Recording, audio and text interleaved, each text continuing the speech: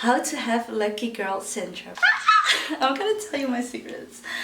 Hi guys, it's Kim and today I'll share you my tips to build your dream life because I hear that all the time from friends, family, colleagues how I can be this lucky because I'm gonna tell you how I graduated technically at 22, traveled the world, was a year of getting approached by the company itself to work for them as my first ever job in this economy. It comes really naturally to me, but I've been really thinking about it and I'll tell you all about it now. So grab something, a tea, ice cream, whatever, it's something that you can have because we've been enjoying this nice weather in the Netherlands. We're just gonna be vibing, we're just gonna talk about everything.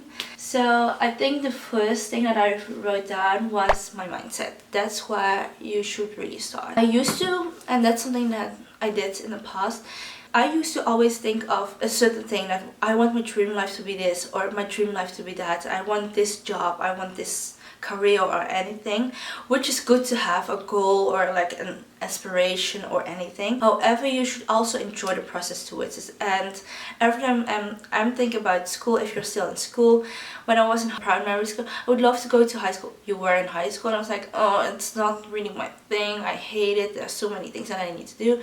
And you're hoping like, I hope I go to uni and to have a little bit more freedom and go into those lectures and anything. Then you get into university and it's like, not really my thing, I think it's boring. And then I wish I was working, I could earn some money and all of that. And now you're working and you're thinking, oh, I wish I was back in high school or in like university or anything like that. So what I've learned, as much as you have a certain goal, and if it's in work or it's in school, also enjoy the process. Because when I think about it with my friends, especially in university, we'd always go to the same classes, to the lectures, doing our assignments together, and sitting in a library, going to a cafe and always eating together. And now that we're working, it's such a different stage in life that is just so different, and just appreciating the current time because we don't have a family yet, we don't have kids yet, and we're just building our dream life and just enjoying the process. And I'm soon gonna see them again next week, or girls night, and I think I'm really looking forward to it. So also thinking about your dream life and what you want in the future, or certain things that you want to achieve in the meantime, but also enjoying the process towards it and the people around you, the small wins, but also the failures. Those small steps also really count. Okay, this is something that I also had to learn, which is asking for what you want, because when you don't say it out loud, people don't know. And when I was writing my thesis, I also wanted to do an internship, so it was a thesis internship. So I was applying for a few, I got through a few rounds, I was too open, too honest about what my future would look like and what my next steps were, and so I couldn't. Then my thesis coach, he's amazing. I didn't know him that well, but after 2 meetings I was like, okay, I'm still looking for an internship, I want to combine it with my thesis, but it didn't really work out, so I'm still looking forward to it. And he's working in a company and he was like, would it be fun to work in this industry? And after a few weeks he created a new position and I could work there as an intern, and this is like a very special opportunity. If I had never announced it and talked with it with my thesis coach, I would have never gotten the opportunity to work at the company at all, or I wouldn't have gotten my internship. And there's so many examples in my life and I will tell you more all about it, but that one was just like, oh my goodness, if I've never told him, because I didn't really know my thesis in my coach at all, but I was just voicing my concerns and like where I was standing. And eventually, yeah, that really worked out. So that's every time, even if it's in work life, even if it's in my private life or anywhere, just voice it, because people don't know. Yeah, they can guess certain things, but no one really knows for sure. And I love when people always come to me and are really open about it. Kim, I'm struggling with something, what do you think? I'm looking for a job. And I was like, oh, maybe I can connect you with this person, or I can connect you with that person, because that's something that I love about it when people come to me, that I can refer them or refer them to anyone else or help them in any way, because you never know, you know. This is something that I had never really done, but I was always thinking about other people doing it. It's about gossiping. Focus on yourself and not on others. The people that are gossiping, they don't have anything else for them. They are just trying to talk people down, even though their lives isn't changing much anyways. So just focus on yourself, doing your own thing, go outside of your comfort zone, maybe and put yourself in some awkward positions. That's how you learn, and what I always say, evolve kind of, because if it's uncomfortable, it will become eventually very comfortable. And one of the things that helped me was during my exchange in China. My Chinese is good, but I hadn't much confidence. But I saw so many people, and especially the girls, when they needed something, they would just ask, oh, where's this direction, or where's this, or can you help me with this?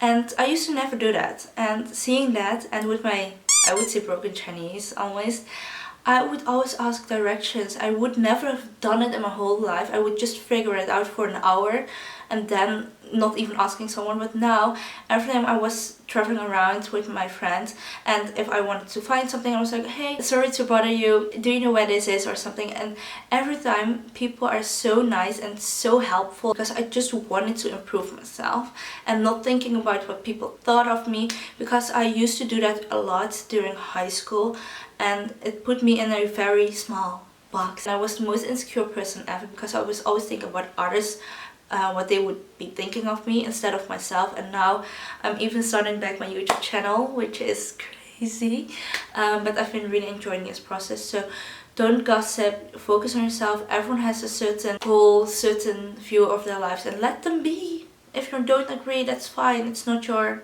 thing, your problem to deal with. Something that I've always thought about, and this is like the real, like, how do you really increase your luck, is take more opportunities, take more chances. You will fail more. I'm not gonna sugarcoat it. You will fail more, but you also have more chances to succeed and to become lucky, what people tell. Know how I have become the way that I am is I take opportunities, I take chances, I take the risks, and people will see me fail, which is totally fine, but I trust myself, I trust my gut.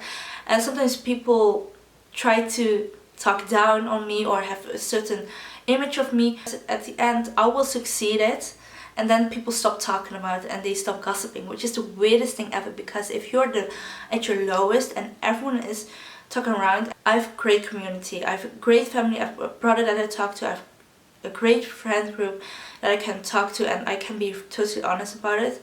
And the rest, to me, I don't care about them at all, because I know when it's all going great, because at the moment I have to say I'm in a great place in life.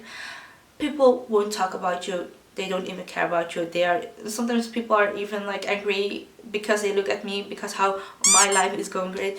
But a year ago I was failing, I was job hunting, I was just like, oh my goodness, how am I gonna do this?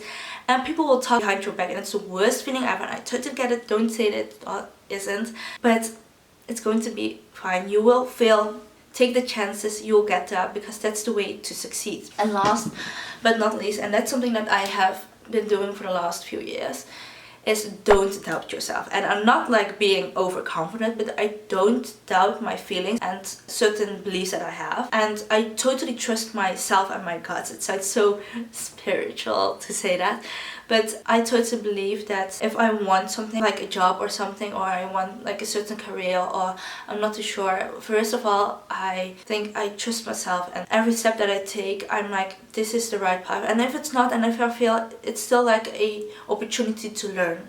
So I think if you're sure about something and it's so close to you and it's so central to you, don't doubt yourself. Because every time I talk to someone about a certain thing, I can't explain it, but it just sounds right to me. And sometimes people will say like they doubt me or anything, but I don't doubt myself, the vision that I have and the future that I want. I just trust myself in this process, and I don't doubt myself, and you shouldn't either. That's it. I hope you guys enjoyed this video, and I'll see you next one. Bye guys.